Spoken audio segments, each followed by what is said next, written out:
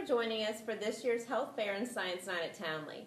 Science encompasses everything from baking cookies to pioneering medical breakthroughs. The application of science is why we have chairs that hold us up and HD televisions to entertain us. Science is in every part of our lives, every day.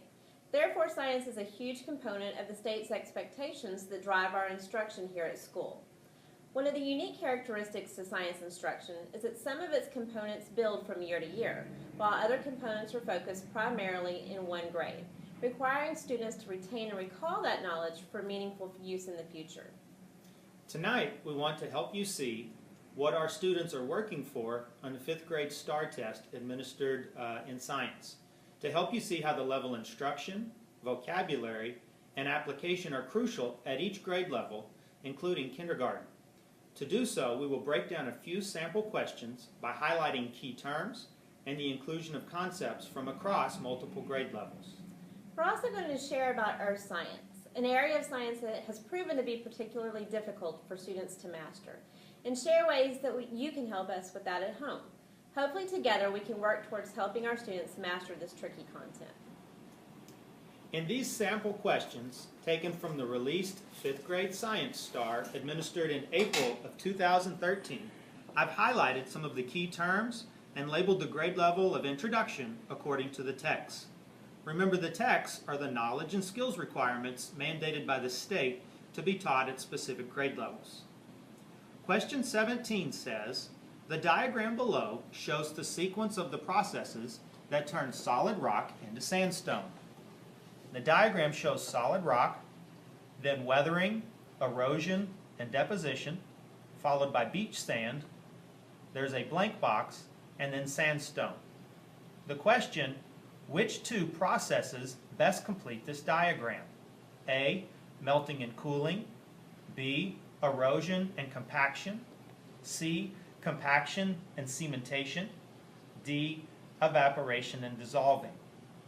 As you can see, it takes student mastery and retention of vocabulary and concepts from 2nd, 3rd, 4th, and 5th grade just to have a proper understanding of the question. When we look at the answer choices, we see concepts from as early as 1st grade included. The same is true for question 30. Many cities are taking actions to cause less harm to the environment. Which action produces energy from an alternative source? F, burning coal to heat homes. G, replacing lawns with plants that require less water. H, using biofuels to generate electricity. Or J, building a new water treatment plant to improve water quality. Students are once again actively engaging in concepts and language from kindergarten to 5th grade to analyze both the purpose of the question as well as the most appropriate answer choices. It is not enough for students to merely memorize a definition or fact. Students must be able to apply their knowledge in order to evaluate real-life situations. The last question we're going to look at tonight exemplifies the intensity and magnitude of student expectations. As I read through the scenario, you'll see that reading comprehension and data analysis are added to the complexity of applying years of scientific learning for the students. A student conducts an investigation using 4 identical cans, each with a hole in the bottom. The student fills each can with a different type of soil and then adds 200 milliliters of water to each can. The graduated cylinders in the diagram below show the amount of water that drains through the soil and out the bottom of each can. Some plants have roots that reach very deep underground. Which type of soil will most likely stop water from flowing to the deepest roots of these plants? I don't know about you, but as an adult, this level of rigor requires me to stop and think. I've got to determine whether I understand what I read and reread for clarity. Then, calculate the measurements indicated by the graduated cylinders and reflect on their meaning. Finally, I have to review the purpose of the question to apply my data correctly. None of this can be accomplished if our students haven't developed a sound working knowledge of the combined concepts and principles across all grades.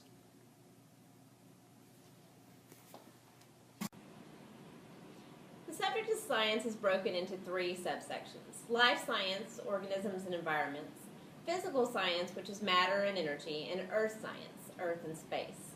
Life and physical science are easier for our students to understand because they interact with these elements every day. They see animals and plants in the habitats that they live in. They interact with different types of energy throughout the day and can immediately see changes in the state of matter. But where our students struggle is with content that's abstract or only accessible to them by looking at a video or through a book with pictures. One of the biggest challenges that we're facing in science is getting our students to comprehend changes that take place over long periods of time. For example, canyons form from a single river running over a plain, but not overnight, over millions of years. In a single lifetime, we don't live long enough to see this complete process. What we do see is this process taking place on a small scale, though. Rainwater from a gutter wearing away a patch of soil or grass in your backyard, or a neighborhood stream beginning to carry away soil and carve a path through the park. That's what we need to look for and share with our students. With the weather getting nicer, I challenge you to spend some time outdoors with your family. There's plenty of nature trails and state parks all within a short walk or drive from this community, most of which are free or have a very small entry fee.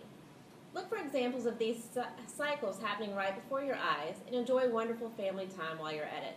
That way, as we teach these long processes over time in school, students will have those experiences to draw from and help them make connections. We hope that what you've learned tonight will motivate you to intentionally engage your children in the pursuit of science at your home and on the go. Thank you for your time with us.